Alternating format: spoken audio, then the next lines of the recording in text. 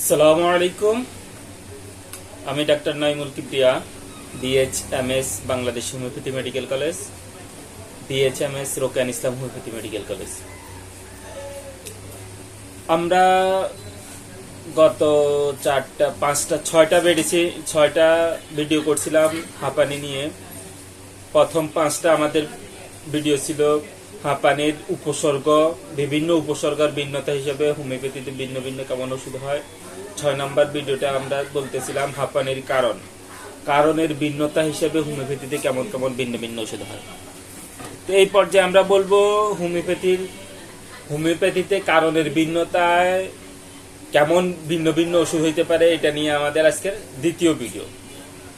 আর সর্বসাপেক্ষ করলে 7 নম্বর ভিডিও। এই ভিডিওতে আমরা প্রথমে যে বিষয়টা বলতে চাই সেটা হচ্ছে, কেউ আমাদের এই ভিডিওগুলো থেকে নিজে ওষুধ প্রয়োগ করার মতো ভুল করবেন না। অবশ্যই একজন ভালো হোমিওপ্যাথি ডাক্তারের পরামর্শ নেবেন, ভালো হোমিওপ্যাথি ডাক্তার। দ্বিতীয় ব্যাপার হচ্ছে, কেউ যদি চায় আমাদের থেকে অনলাইন বা অফলাইনে আমাদের চিকিৎসা নিতে পারে। আমাদের অনলাইন এবং অফলাইনে চিকিৎসার ব্যবস্থা আছে। আমাদের নির্দিষ্ট ভিজিট আছে, নির্দিষ্ট ভিজিট পরিশোধ করে যে কেউ আমাদের থেকে অনলাইন অথবা অফলাইনে চিকিৎসা নিতে পারে। এই পর্যায়ে আমরা আমাদের আলোচ্য বিষয় শুরু করতেছি, কারণের ভিন্নতা হিসাবে হোমিওপ্যাথিতে কেমন ভিন্ন ভিন্ন ওষুধ হইতে পারে। এই পর্যায়ে আমরা বলবো যে, যদি বিষয়টা এমন হয় যে চর্মরোগ চাপা পড়ে হাঁপানি, এখানে আমরা কমন ভাবে তো সরিনামের কথা চিন্তা করি, সালফারের কথা চিন্তা করি, কিন্তু এই চর্মরোগ চাপা পড়ে হাঁপানি যদি বিশেষ কোনো লক্ষণ না থাকে, চর্মরোগ কোনো লক্ষণ নাই, ব্যাস আমরা জানি যে চর্মরোগ চাপা পড়ছে, তারপর থেকে হাঁপানি আসে, তখন কিন্তু আমরা ব্যাসিলিনাম মেডিসিনটার কথা চিন্তা করব। এবং এই ব্যাসিলিনাম মেডিসিনের সাথে সাথে অনেক সময় ক্যালকেরিয়া ফস মেডিসিনটা আসতে পারে। ক্যালকেরিয়া ফস এবং ব্যাসিলিনাম অল্টারনেট করে আসতে পারে। আমরা লক্ষণের দিকে সজাগ দৃষ্টি রাখবো, তখন আমরা এখানে এই ব্যাপারটাকে প্রতিহত করতে পারি। এরপরে আমরা যে বিষয়টা খেয়াল করতে পারি সেটা হচ্ছে, অনেক সময় বাতরোগ চাপা পড়ে হাঁপানি হয়। বাতরোগ চাপা পড়ে হাঁপানি হলে বুকের মধ্যে ভীষণ চাপ বোধ হয়, অল্প রাস্তা হাঁটলেই বুক এমন মনে হয় ফেটে বাইর হয়ে যাবে, এরকম একটা অনুভূতি ফিল হয়, এবং এদের নিদ্রালুতা থাকে। যদি এই যে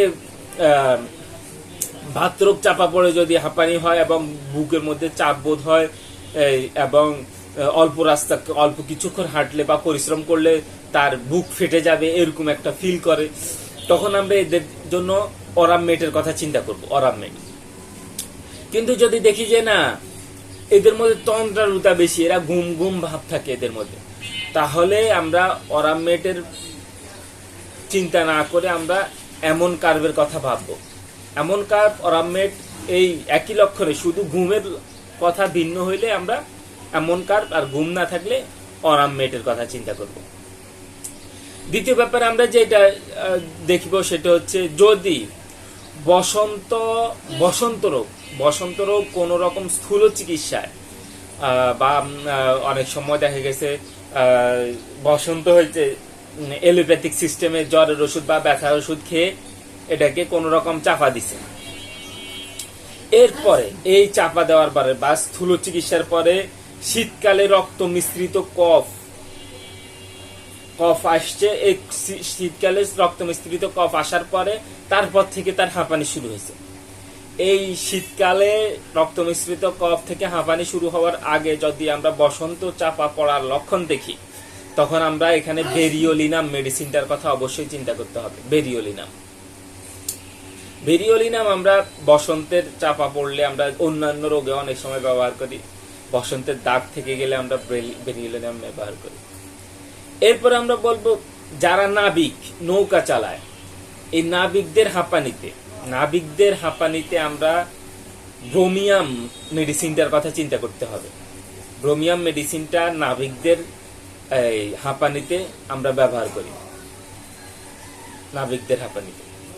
এরপরে যাদের হার্ট হৃদপিণ্ডের সমস্যার কারণে হাঁপানি হয়, হার্টের সমস্যার কারণে হাঁপানি হইলে অ্যাসপিডোস্পার্মা মেডিসিনটার কথা চিন্তা করবো। আমরা নিম্ন পাওয়ারটাই এখানে বেশি ব্যবহার করি হার্টের দুর্বলতা সহ যদি হাঁপানি হয়। এরপর দীর্ঘদিন সর্দি কাশিতে ভুগে হাঁপানি, কফের জন্য কাশির উদ্রেক হয়, সবুজ ফুজের মতো ঘন দড়ির ন্যায় এই হাঁপানি হইলে, এই কফ বাইর হইলে আমরা এখানে ন্যাট্রাম সালফের কথা চিন্তা করি। ন্যাট্রাম সালফ এদের দীর্ঘদিন সর্দি হাঁপানি থাকে, সর্দি কাশি থাকে, এরপরে হাঁপানি তৈরি হয়। এরপরে যাদের হার্ট বড় হয়ে গেছে, হার্ট বড় হয়ে যাওয়ার কারণে বুক ধড়ফড়ানি সাথে হাঁপানির মতো টান বা শ্বাসকষ্ট। হার্ট বড় হয়ে যাওয়ার কারণে বুক ধড়ফড়ানির সাথে শ্বাসকষ্ট হইলে আমরা এদের জন্য আর্সেনিক আয়োড মেডিসিনটার কথা চিন্তা করব। আর্সেনিক আয়োড। এরপরে বৃদ্ধ বা শিশুদের যদি হাঁপানি হয়, বৃদ্ধ অথবা শিশুদের হাঁপানিতে, হাঁপানি রোগটা কিন্তু কমন ভাবে বৃদ্ধ এবং শিশুদের মধ্যে বেশি দেখা যায়।